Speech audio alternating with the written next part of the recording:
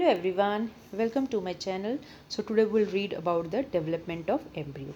तो अब हम ये जान चुके हैं कि एक एक्सटर्नल फर्टिलाइजेशन होती है, एक इंटरनल फर्टिलाइजेशन होती है, और जो है एक्सटर्नल फर्टिलाइजेशन होती है it happens in the aquatic animals, जबकि इंटरनल फर्टिलाइजेशन की हमने एग्जांपल दी थी ह्यूमंस की.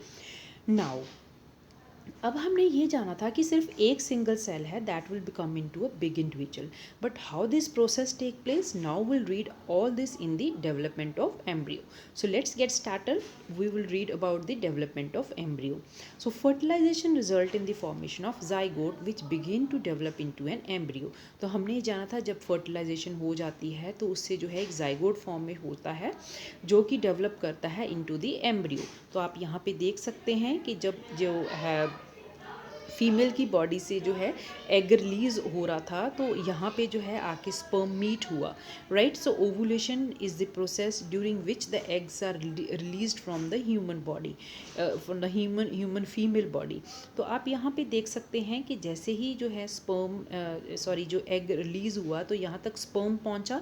पहले थ्रू द एंट्री जो है स्पर्म यहाँ तक पहुँचा, तो जब यहाँ पे क्या हो गई, ये इनकी जो है फ्यूजन हो गई. ठीक है, तो अब जो है फ्यूजन होने के बाद now they have to move and this जो है it will result in the formation of zygote. जब मेल एंड फीमेल का जो है गैमीट्स जो है ज्वाइन करते हैं that result in the formation of zygote. तो ये जो जाइगोट है धीरे धीरे करके जो है अब जो है उसको यूट्रस में यहाँ तक आना है, राइट. सो यहाँ पे आके इसकी इम्प्लांटिंग होनी है, right. So this is how, so this developing जो ये स्ट्रक्चर बना इसको हम बोलते हैं जाइगोट. ठीक है. Now with the formation of the zygote, what happens is the zygote divides repeatedly to give rise to a ball of cells. जैसे आप ये पिक्चर बी में देख सकते हैं, ये zygote grow up होके ball of cell बन गया. ठीक है, अब जो है zygote में continuous repeated divisions हो रही हैं, right. The cells then begin to form groups that develop into different tissues and organ of the body. तो यहाँ पे जब ये आप जो बी डायग्राम में देख रहे हैं कि सेल्स जो हैं बॉल की फॉर्म में डिवाइड होने लगे हैं, तो ये जो है सेल्स हैं डिफरेंट लेयर में डेवलप होंगे. Some cells will give that will lead to the formation of different type of tissues, जैसे कि nervous tissue हो गया, ectodermal, endodermal, mesodermal. This will learn into you in the higher classes. और जो है अलग अलग organs formation होगी. So this developing structure is termed as embryo. लेकिन अब जो है एम्ब्रियो जो है जाइगोट जो है एम्ब्रियो में कन्वर्ट हो गया है. Now the embryo gets embedded in the wall of the uterus for further development. अभी आप ए पिक्चर में दोबारा देखें, जब ये जाइगोट ग्रो अप हो गया है धीरे धीरे जो ball of cells it kept on moving and until it reaches the uterus. And जैसे जैसे ये जाइगोट कन्वर्ट होता होगा, ग्रो होता जाएगा, इसको हम बोलेंगे एम्ब्रियो. नाउ तो जो एम्ब्रियो धीरे धीरे जो है ये स्ट्रक्चर मूव करके it will get embedded in the wall of the uterus for further development. तो यहाँ पे जो है यूट्रस में जो है अब आके ये जो है बॉल ऑफ सेल जो है रुक जाएगी, right. Now the embryo continue to develop in the uterus. अब ये जो है एम्ब्रियो कॉन्टिन्यूसली ग्रो करता रहेगा. It gradually develops body parts such as hand, leg, head, eye. अभी तक जो है हमने जाना कि एम्ब्रियो में कोई भी ऐसा कोई स्ट्रक्चर ओरिजिन नहीं हुआ था, लेकिन जैसे ही एम्ब्रियो जो है ग्रो अप होने लगेगा तो उसके अलग अलग जो है बच्चे के पार्ट्स दिखने लगेंगे, जैसे कि हैंड्स हो गया, लेग हो गया, हेड हो गया, आईज हो गया, ईयर्स हो गया, right. So the stage of the embryo in which all the body parts can be identified called a foetus. अब जो है जाइगोट से पहले हमने जाना कि एम्ब्रियो बना और एम्ब्रियो से अब फीटस बन गया. फीटस में आपको जो है बहुत सारे बॉडी पार्ट्स उसके आइडेंटिफाई कर सकते हैं, right. When the development of the fetus is complete, the mother give birth to the baby. तो जब जो है fetus completely grown up हो जाएगा, so it will be released outside, and इस तरीके से जो है एक mother जो है that give rise to the birth of a baby, right.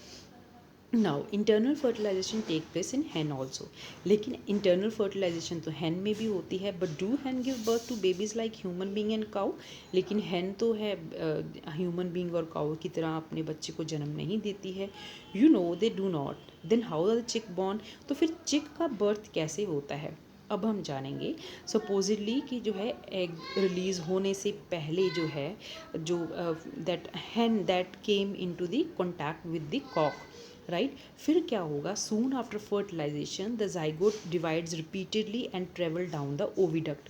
तो अब जो है वहाँ से जो है जो जाइगोट होगा that will release travel down to the oviduct. So as it travel down many protective layers are formed around it.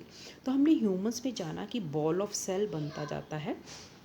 इसी तरीके से जब हैन की बॉडी में जो है एग जो धीरे धीरे मूव करता है उसके अंदर बहुत सारी प्रोटेक्टिव कवरिंग आती जाती हैं, right. So the hard shell that you see in a egg and is one protective layer. तो जो एक हम हैन के एग के आउटर कवरिंग पे एक हार्ड कवरिंग देखते हैं वो भी उसकी प्रोटेक्शन के लिए ही होता है। तो अब after the hard shell is form, जब हार्ड शेल बन गया है किसके around, around the developing embryo, the hen finally lays the egg.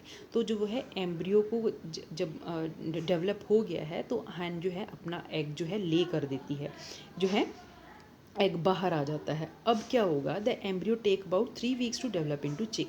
अगर जो है हैन जो है इस चिक के सॉरी जो हैन है इस एग के ऊपर 3 वीक के लिए इसके ऊपर बैठती है तो जो हम कहते कि हैच करती है उसको, तो जो the chick will come out. Now the embryo take about 3 weeks to develop into a chick. तो हैन के केस में जो है उसको 3 वीक्स लगते हैं to develop into a chick. You must have seen the hen sitting on the egg to provide sufficient warm. तो एक चिक निकलने के लिए एग को हमें एक गर्माहट देनी होती है, वो तभी आती है जब जो है हैन है एग्स के ऊपर बैठती है। हैन के एग्स के ऊपर क्यों बैठती है, to provide sufficient warm so that the embryo come out of the and so the birth of chick take place. So did you know that development of the chick take place inside the shell during this period? So after the chick is completely developed it burst open the egg shell. तो धीरे धीरे जो है चिक जो है अंदर grow करता रहेगा, जैसे ही जो है चिक ग्रो अप हो जाएगा उसके प्रॉपर बॉडी के पार्ट्स आ जाएंगे तो अपने धीरे धीरे पंख खिलाने की कोशिश करेगा, तो इस तरीके से वो एग टूट जाएगा और ये चिक जो है बाहर आ जाता है, right. So in animal in which undergo external fertilization development of the embryo take place outside the female body, right.